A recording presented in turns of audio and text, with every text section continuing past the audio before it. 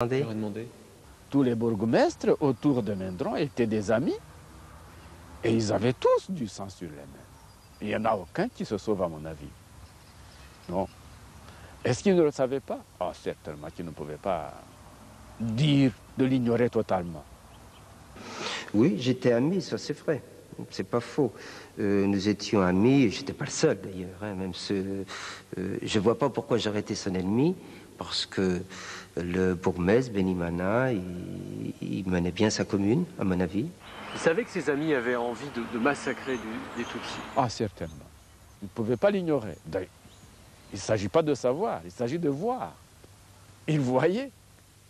Après une enquête dans le village de Gabriel-Mindron, la revue catholique de gauche Goliath a publié une série de témoignages accablants, dont celui d'un séminariste rescapé du massacre de l'église de Kibouye, où 4000 personnes ont trouvé la mort.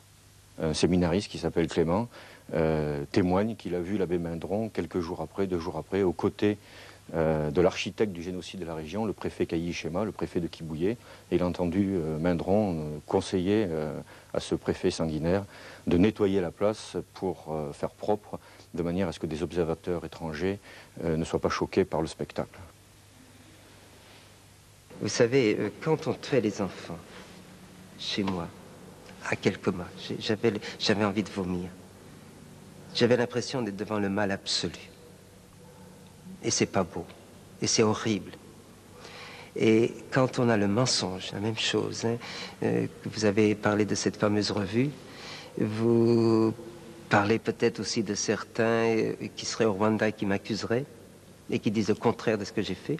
J'ai envie de vomir aussi, c'est le même mal, et la source est la même. La source est la même. Le mensonge et la haine, ce n'est pas beau. Comme l'église de Rwanda, la responsabilité de Gabriel Mindron est d'avoir confondu l'exercice de son ministère avec une politique qui conduisait au génocide.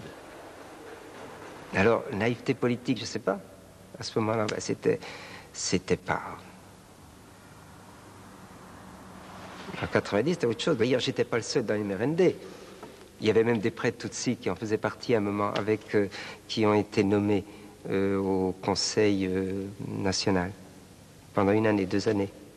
Il y a même un qui voulait devenir député, Monseigneur Gassoré, qui a été tué après, du MRND. C'était...